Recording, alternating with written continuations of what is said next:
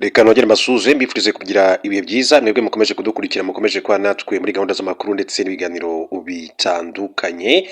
Uyu munsi ni ku wa gatanu tariki ya gatatu ukwezi kwa kane 2026. Munyemerero mbaye ikaze muri gahunda z'amakuru akomeye cyane amaze gushyirwa ahagaragara n'impinduka zikomeye cyane zindi zimaze gukorwa n'umukuru w'igihugu cy'u Rwanda. Mbere gato yuko tugaruka kuri izo mpinduka reka mbanze mbaye inshamake y'amakuru y'ingenzi agezweho tubone kugaruka kuri aya makuru yombi. Reka duhere mu burasirazuba bwo hagati. Hari amagambo akomeye cyane yatangajwe na perezida wa Leta Zunze Ubumwe za Amerika Donald Trump, aho yatangaje ko perezida w'ubutegetsi bushya bwa Iran yasabye Amerika agahenge. Mu butumwa yashyize ku rubuga rwe rwa Truth Social ntabwo avuga izina ry'uwo mutegetsi, gusa avuga ko ari umuntu udaheza inguni kandi uzi ubwenge cyane kurusha abamubanjirije.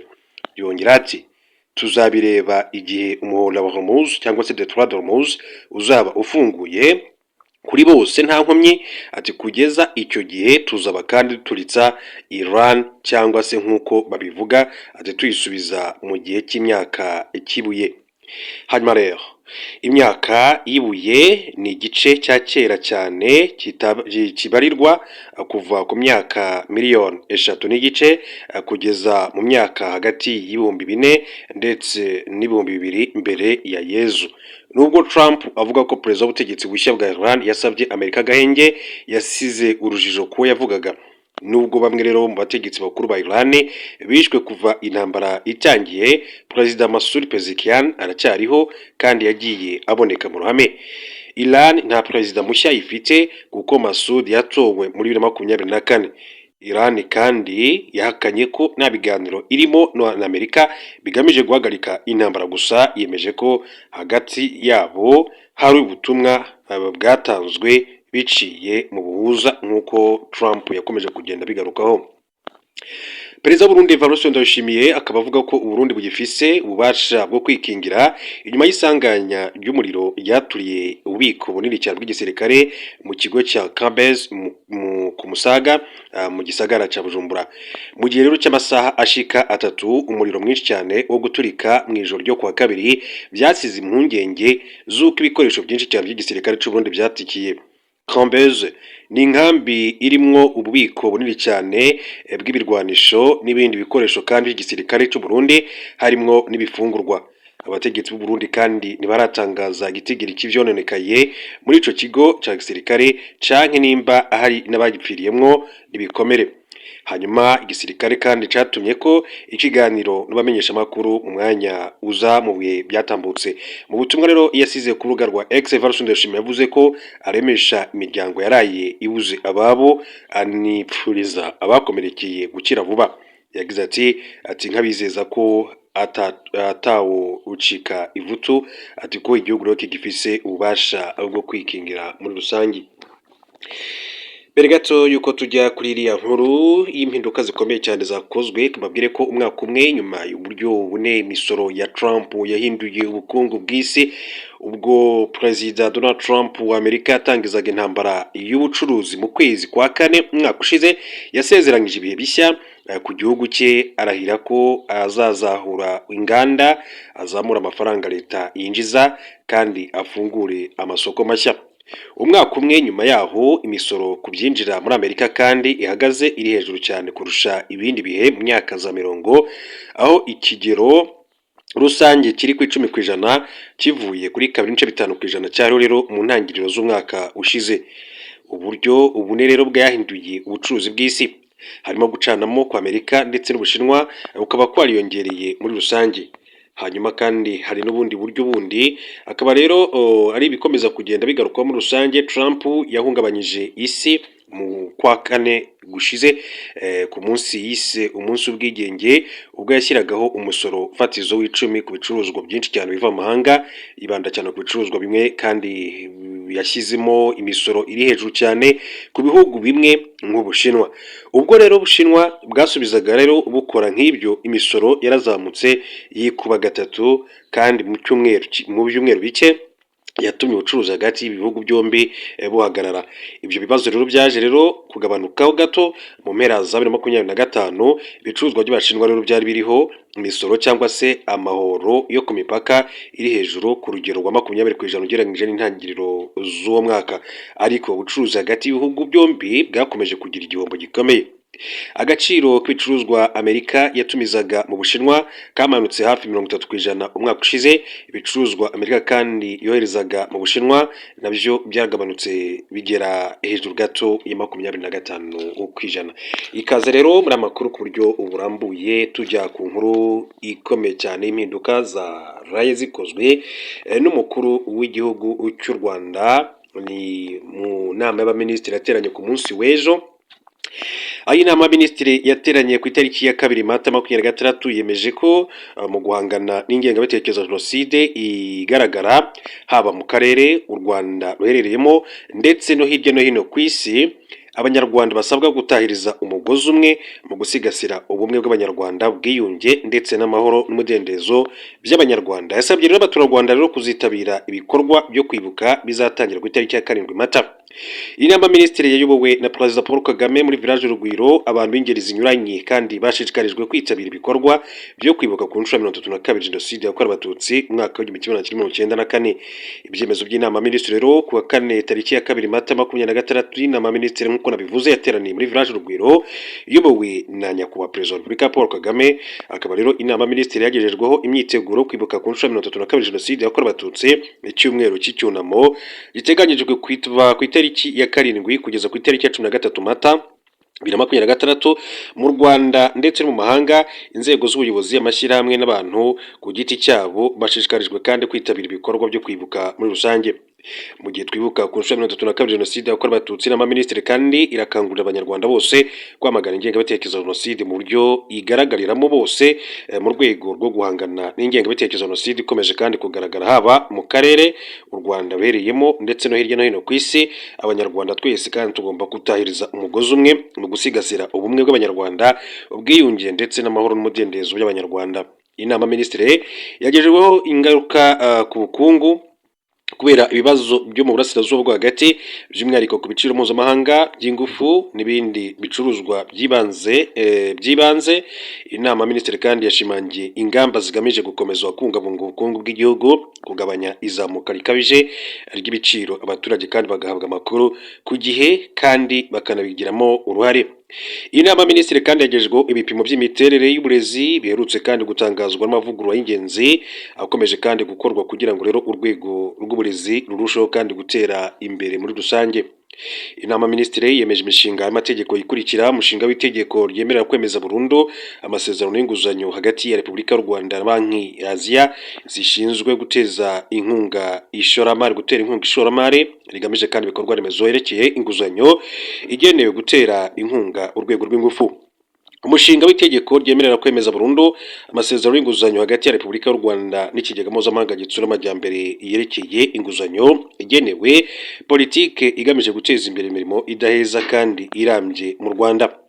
Inama y'abaminisitiri kandi yemeje politike, ingamba na porogaramu zikurikira: amasezerano hagati ya guverinoma y'u Rwanda na Moja Rwanda Limited yerekeye imikorere ya tombora ku rwego rw'igihugu, amasezerano hagati ya guverinoma y'u Rwanda na G2P Energy Limited yerekeye kubyaza gazi metani ingufu z'amashanyarazi, amasezerano hagati ya guverinoma y'u Rwanda na Teleperformance Rwanda Limited yerekeye ishoramari mu by'itumanaho.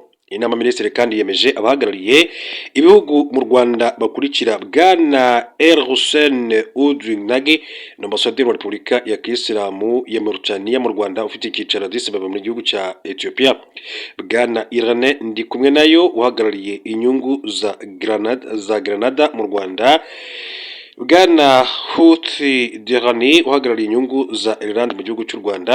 Inama y'abaminisitiri kandi yashyize mu myanya abayobozi bakurikira: ikigo cy'u Rwanda gishinzwe guteza imbere ubufatanye RCI, bwana Niwenshuti Richard umuyobozi mukuru, madamu Tubane Chance n'umuyobozi mukuru ushinzwe ibikorwa, urwego rushinzwe iterambere mu Rwanda RDB, bwana Nsengiyumva Joseph Cedric Chief Corporate Affairs Officer, bwana Kayibanda Richard Chief Licensing Officer, urwego rw'umuvunyi madamu Mbabazi Judith n'umuvunyi wungirije ushinzwe gukumira ndetse no kurwanya akarengane, urwego rw'u Rwanda rushinzwe igorora RCS, CP Theos Badege komiseri mukuru wungirije, hanyuma komisiyo y'igihugu y'amatora NEC, bwana Nkiko Albert ni komiseri, ubushinjacyaha bukuru NPPA, bwana Habimana Donate ni umushinjacyaha wo ku rwego rw'igihugu. Mu bindi rero ni uko umuyobozi mukuru w'urwogero rushinzwe iterambere mu Rwanda RDB yamenyesheje inama y'abaminisitiri ko kuva ku itariki ya 14 kugeza tariki ya 15 Gicurasi 2026 i Kigali hazateranira inama ihuza abayobozi b'ibigo bitandukanye, abashoramari n'abanyapolitike izwi nka Africa CEO Forum. Minisitiri w'ibikorwa remezo kandi yamenyesheje inama y'abaminisitiri ko kuva ku itariki ya 18 kugeza ku itariki 21 Gicurasi 2026 i Kigali hazateranira inama nyafurika yiga ku mikoreshereze y'ingufu za nucleaire muri Afurika. Ibyo rero ibyabaye mu byemezo by'inama y'abaminisitiri, ariko reka dukomereze amakuru yacu kuri iyi nkuru. Babwire ko ati hagomba kubaho uburyo buhamye Yolande Makoro ku mafaranga yo gufasha ingabo z'u Rwanda muri Mozambique. Umuvugizi wa guverinoma y'u Rwanda Yolande Makoro yatangaje ko u Rwanda rwamaze igihe kinini cyane rwikoreye rwonyine umutwaro ujyanye no kurwanya ibyihebe muri Mozambique, ashimangira ko igihe kigeze ngo habeho uburyo buhamye kandi burambye bwa mikoro ashyigikira ibi bikorwa. N'amagambo atangaje nyuma y'iminsi mike u Rwanda ruvuze ko rwiteguye kandi gukura ingabo zarwo muri Mozambique mu gihe cyose nta buryo buhamye bwo gutera inkunga ubutumwa bwo kurwanya ibyihebe buhari muri Mozambique. Ikinyamakuru Le Monde cyo mu Bufaransa tariki 27 Werurwe cyatangaje inkuru ivuga ko umuryango umwe bw'Uburayi uherutse gutangaza ko uzahagarika ibikorwa byo gutera inkunga ubutumwa bw'ingabo z'u Rwanda ziri muri Mozambique. Tariki ya 2 Mata ikinyamakuru Wall Street Journal cyatangaje ko u Rwanda rwashatse uburyo bumeze nk'ubwo Dawidi na Goliath, aho ngo nyuma y'ibihano rwafatiwe na Amerika rwahise ruvuga ko rugiye guhagarika ibikorwa by'ingabo zarwo muri Mozambique. Yolande Makoro yagarutse kuri izi nkuru zombi asobanura ko icyo u Rwanda rwifuza ari uburyo buhamye bwo gutera inkunga ibikorwa byo kurwanya ibyihebe kuko rwikoreye umutwaro rwonyine igihe kinini. U Rwanda ntabwo rero ruzasaba amafaranga yiyongera mu kigega cy'Uburayi gishinzwe amahoro, ibyo bireba Mozambique. Ibikorwa u Rwanda rwakoze kandi byo kohereza ingabo bisaba ko habaho uburyo buhamye bwa mikoro, kandi ibyo bireba guverinoma ya Mozambique. Abafatanyabikorwa bayo bafite ishoramari rikomeye cyane muri Cabo Delgado nk'uko byari bisanzwe bimeze. Ibitari ibyo rero u Rwanda kandi rwashimiye ko rwatanze umusanzu rufatanyije n'abanyamozambique mu kurwanya ibyihebe, gucungira umutekano abaturage ba Cabo Delgado, rugafasha kandi no kugira ishoramari ryongere gukorwa. Magingo aya u Rwanda kandi rufite ingabo n'abapolisi bagera ku 600 muri Mozambique bavuye ku 2000 bari boherejweyo muri 2021, bongerewe ku buryo rero bwo kurwanya ibyihebe mu kuziba icyuho cyari cyasizwe n'ingabo za SADC muri 2024 nazo zarwanyaga ibyihebe muri ya ntara iherereye mu majyaruguru ya Mozambique muri Cabo Delgado. Hanyuma ni makuru abakomeza kugenda avugwa bari menshi cyane, ni makuru akomeza kugenda avugwa aba ari menshi cyane. Amerika yasenye ikiraro gikomeye cyane cya Iran, iteguza amakuba akaze. Ibitero bya Amerika byasenye ikiraro kinini cyitwa Bridge 1 giherereye mu mujyi wa Karachi, ndetse iki kiraro kandi kibarirwa mu bikorwa remezo by'ibanze mu gace. Amashusho Trump yashyize hanze agaragaza iki kiraro cyacitsemo kabiri, avuga ko guverinoma ya Iran ikwiye kwemera amasezerano y'amahoro amazi atararenga inkombe. Kuva ku itariki ya 2 Mata 2026 Trump yavuze ko agiye kurasa bikomeye cyane Iran binyuze mu kurasa ku bikorwa remezo by'ingenzi harimo n'iby'amashanyarazi. Amerika kandi ivuga ko Iran yashegeshwe n'intambara ndetse mu byumweru bibiri cyangwa bitatu y'intambara izaba yarangiye. Kugeza ubu ntiharamenyekana abayobozi ba Iran. Trump yavuze ko bagirana ibiganiro, nubwo Iran yo yavuze ko nta biganiro yigeze igirana na Leta Zunze Ubumwe za Amerika kandi nta n'agahenge yigeze yifuza kuri iki gihugu cya Leta Zunze Ubumwe za Amerika. Hagati aho ngaho intambara iracyakomeje,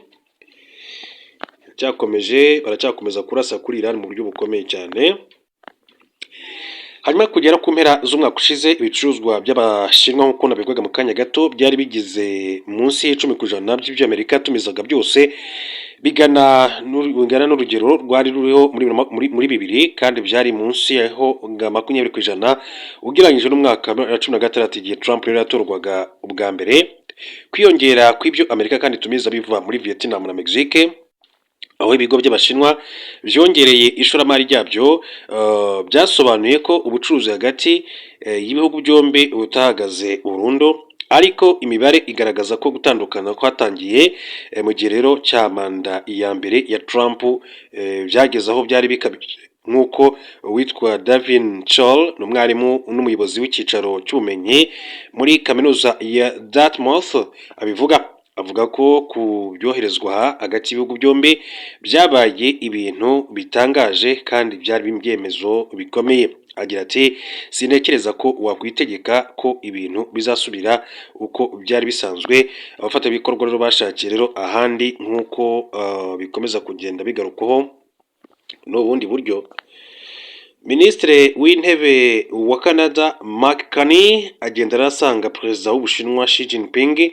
Umusanzu hagati y'ibihugu byombi yitwa Great Hall of the People i Beijing mu Bushinwa kuwa gatanu tariki ya 16 ukwezi kwa 2026.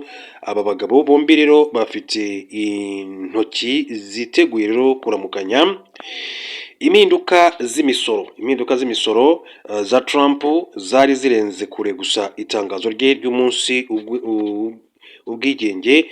Yanazamuye kandi imisoro ku bicuruzwa bimwe nk'icyuma, hanyuma imbaho n'imodoka, ndetse akuraho kandi amategeko yemereraga kwinjiza imisoro ibicuruzwa by'agaciro ko munsi y'amadolari 800 hamwe n'izindi ngamba. Nubwo rero hari ibyo imisoro mishya ibyo Amerika yari yatumije hanze byakomeje kugenda bitumbagira muri rusange, kurenga kuri 4% mu mwaka ushize, byagabanutse gahoro ugereranyije na 2024, ariko byerekana uko igihugu cyarasaga n'ikinjira mu kwigunga. Gusa n'ubundi rero izo ngamba zatumye rero ibigo byinshi cyane mu bindi bitangira kandi kureba andi masoko atari Leta Zunze Ubumwe za Amerika. Byabaye no ku gihugu cy'Ubwongereza cyari cyarashyizweho kandi imisoro mito cyane ugereranyije n'ibindi y'10% ku bicuruzwa byabyo. Nubwo kandi Amerika yakomeje kandi kubaho ibicuruzwa by'Abongereza byajyaga cyane muri 2025, ibyo byoherezwaga muri Amerika byaragabanutse, mu gihe kandi ibyo byoherezwa mu bihugu nk'Ubudage, Ubufaransa na Poland cyangwa se Polonye byo byarushijeho gukomeza kugenda bizamuka. Reka rero mbashimire cyane kandi bifurize kugira ibihe byiza. Turaza gusubira mu masaha ari imbere.